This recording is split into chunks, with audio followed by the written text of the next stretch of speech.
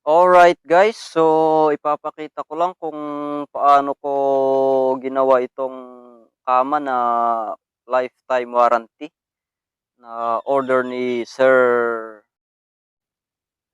So itong design guys ay ganito yung design na sinend ni Sir na ginaya natin. Pero siyempre hindi natin nagaya ng 100% kasi nga nobody is perfect. Pero at least ginawa natin ang best of the best natin para at least ma-satisfied natin yung mga nag-o-order.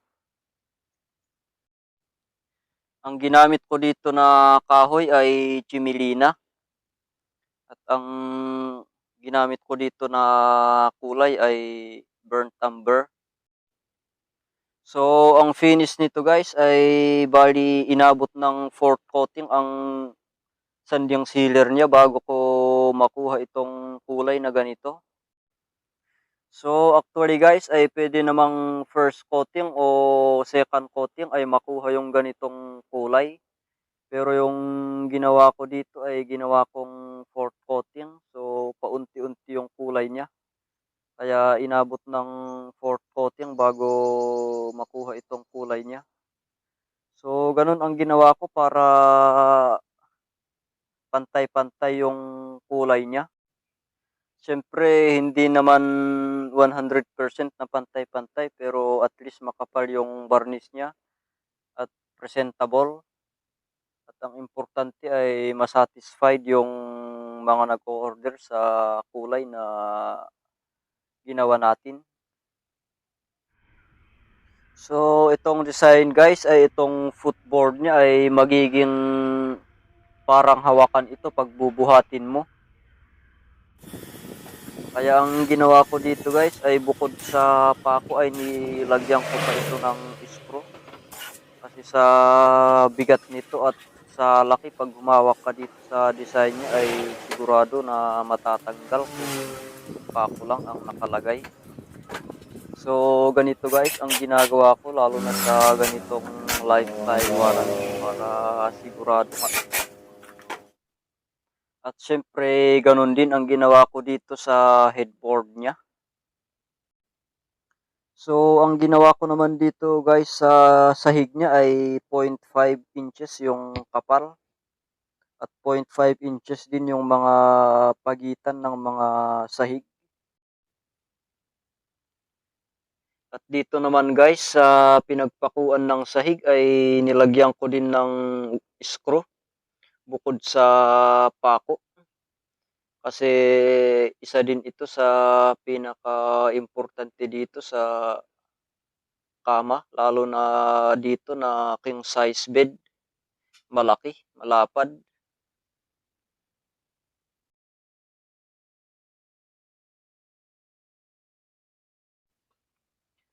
At ito naman guys, yung drawer niya fully varnish at may top coat din.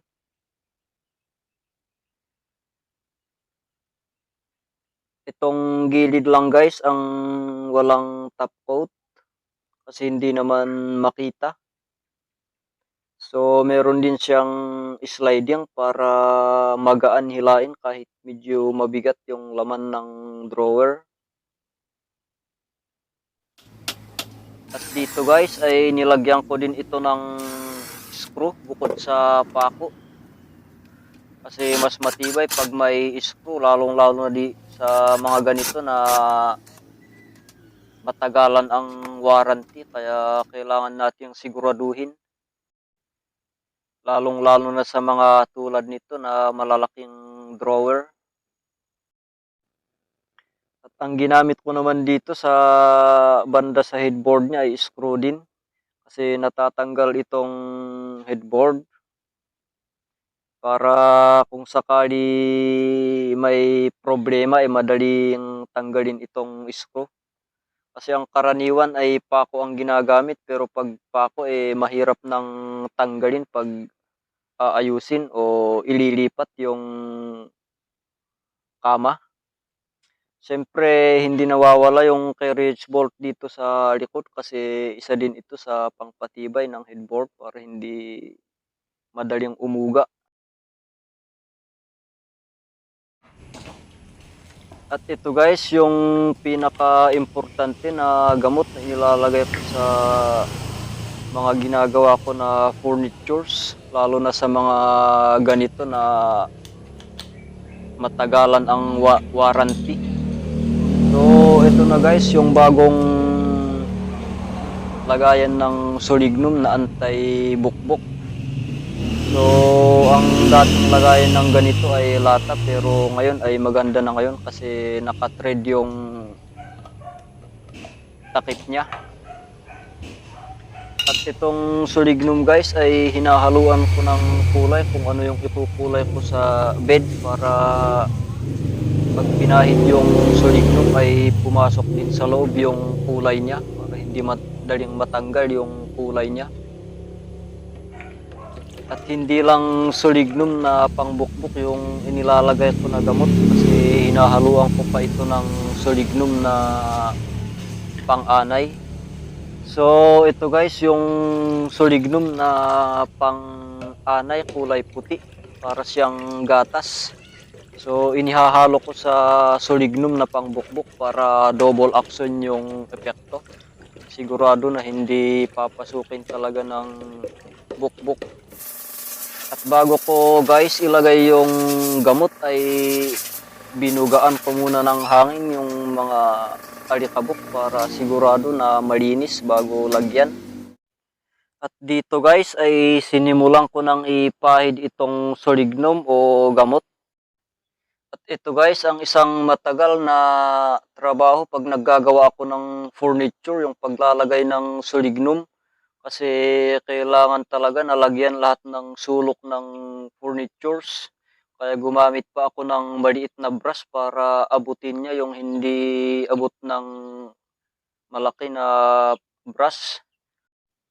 Kasi pag may hindi ka nalagyan na kahit konti at may malikot na bukbok at nahanap niya yung hindi mo nalagyan at doon siya pumasok ay useless na lang din yung paglalagay mo sa ibang parte ng Solignum. So mabubukbok na lang din yung ginawa mo. So sayang ang effort. So ito guys, pati yung tatapak mismo sa semento ay nilagyan ko din ng Solignum. So lahat nga dapat malagyan lahat. Kaya napaka-importante talaga na lagyan yung ilalim din ng mga ganito, lalong-lalo na sa mga ganito na kama. At lalong-lalo na din sa tulad nitong ginagawa ko na lifetime ang warranty. Kaya itong ilalim din niya ay lineha ko din. Kaya makinis na makinis, hindi man kakinis ng sa ibabaw niya pero makinis. Wala yung parang balahibo ng kahoy o yung tinatawag ng iba na himulmul.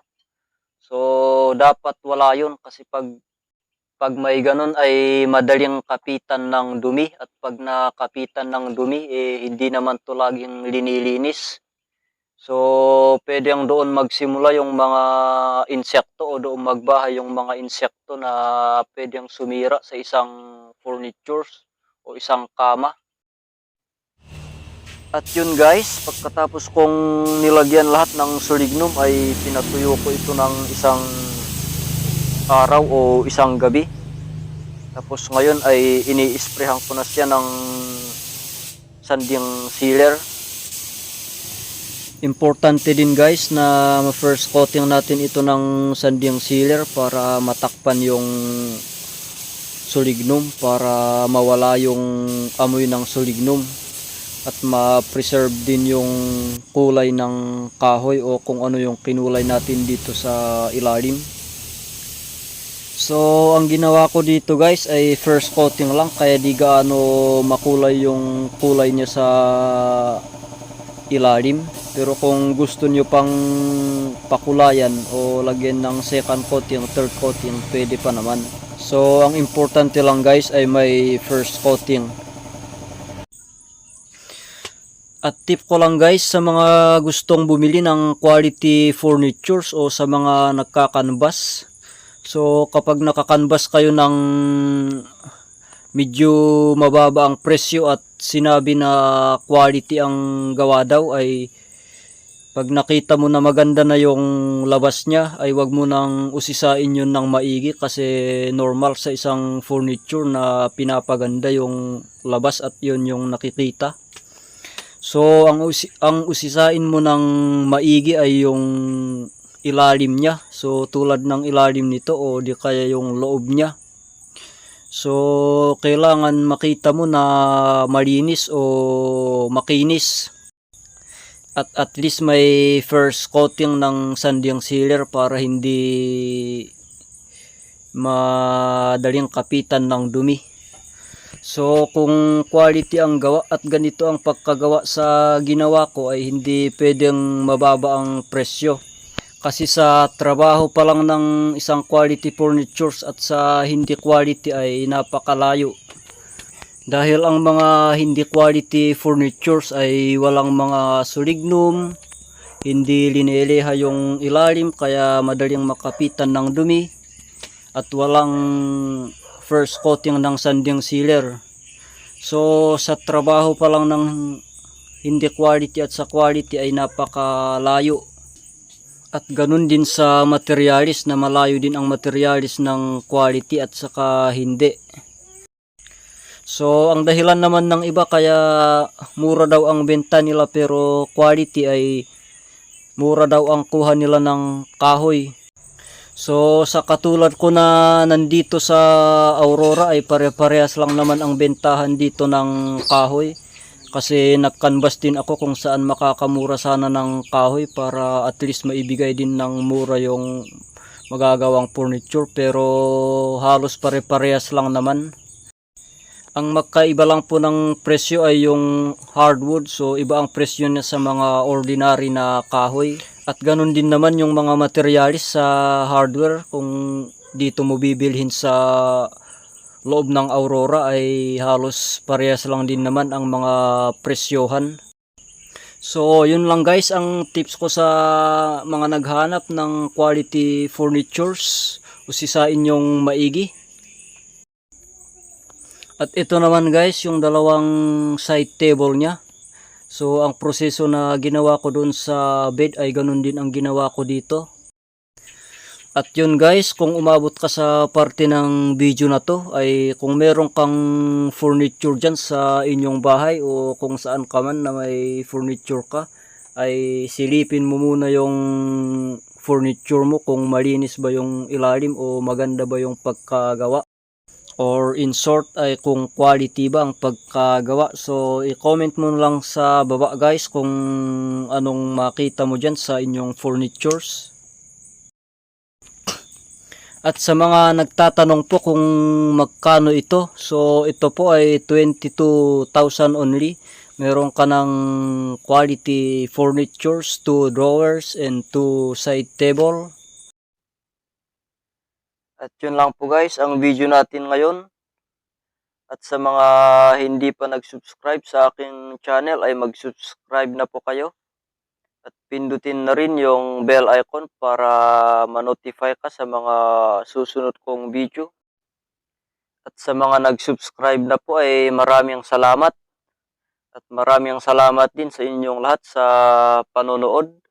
At paki-share na din para sa mga kaibigan natin na gustong manood din ng ganitong video.